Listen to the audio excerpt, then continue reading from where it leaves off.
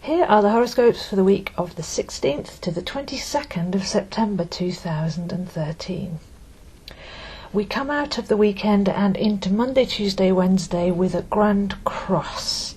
This is where you have 2 oppositions and 4 squares. Oppositions and squares are tricky aspects causing resistance and bringing things to the surface for resolution.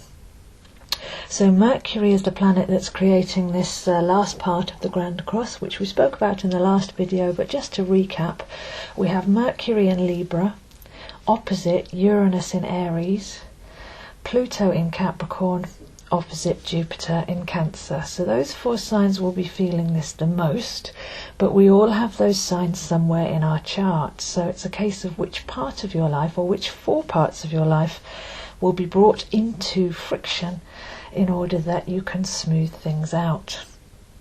Now, Mercury is the processing mind, so Mercury in Libra wants to create balance and harmony, but that's possibly exactly the opposite of what we'll be getting for the next few days.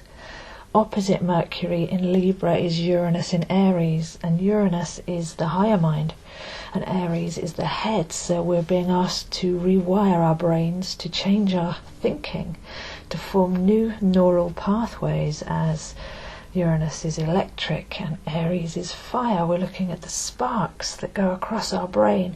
We need to think differently, imagine the impossible, and actually challenge some of our base beliefs, because that's where the harmony that Mercury is requiring, is asking for, will actually come from.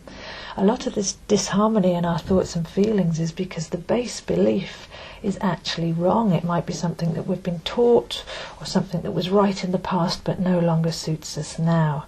So we need to be a bit rebellious and visionary, and if there's something that's causing you strife, if there's something that's bugging you, then try and find the core of it. What's the belief there? What's the fear about? And what's the resistance clinging onto?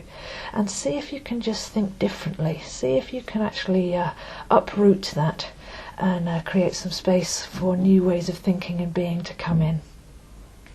We've had Pluto opposite Jupiter all summer, so we're a bit more used to this one, and Pluto is deconstructing our foundations so that we can reconstruct ourselves from a lean and strong core centre, and from that centre we can stand stronger and reach further and expand wider, which is what Jupiter in Cancer is asking us to do, to expand beyond our limited emotions, to create an energy body that's actually nurturing and magnetic and attractive and holding our true space, rather than the emotions that have us running round in circles and feeling sad or depressed, again possibly based on false beliefs or even stories from our early life or past lives. So in both of these directions we're actually being told to go back to the core, to examine what the base is and see if it stands before we get caught up in this grand cross, which runs from about Monday to Wednesday. Now, Wednesday night and into Thursday morning we have the full moon in Pisces. If you're going to do anything on the full moon, I recommend the Wednesday evening, because the full moon will be waning by the time you get to Thursday evening.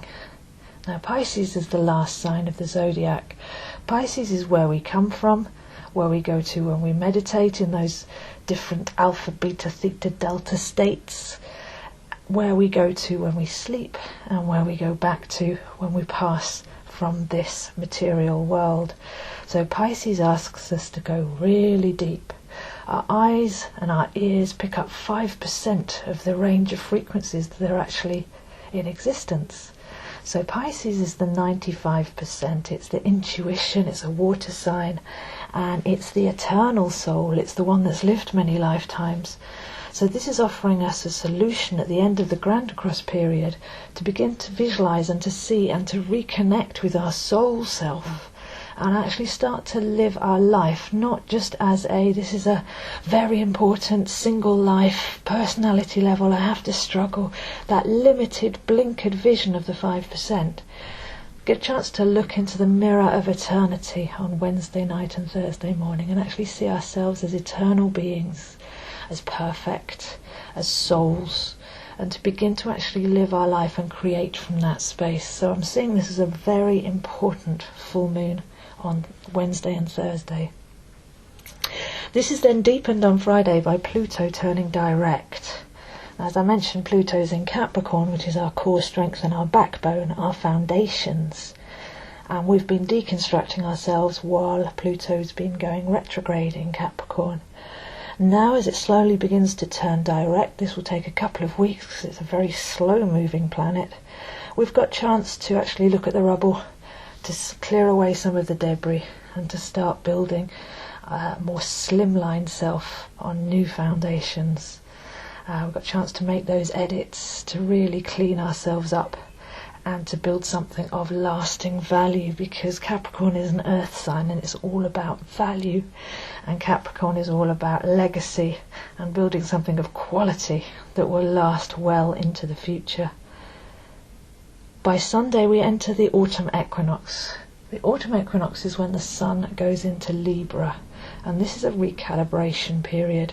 The spring equinox and the autumn equinox has the fluids in our body recalibrating. We do a spring clean, we do an autumn clean if we're balanced and if we're living in harmony with nature. So when the sun passes from Virgo into Libra, it's the equivalent of a sunset, the symbol of Libra being the sun setting on the horizon, as we go into the dark 6 months of the year. And the dark 6 months of the year represent our inner self. So from Libra, Scorpio, Sagittarius, all the way through to Pisces, we're going on the journey of the soul. We're turning everything inwards that we've learned for the last 6 months, and we're doing the deep work inside.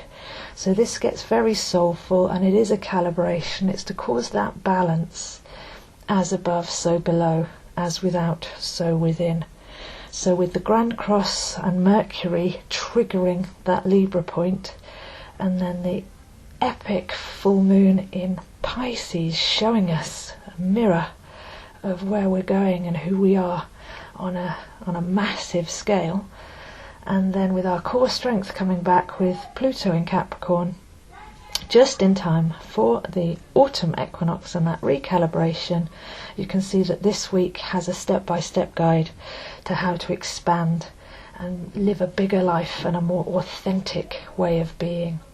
So that's the stars for this week, and I'll see you next week.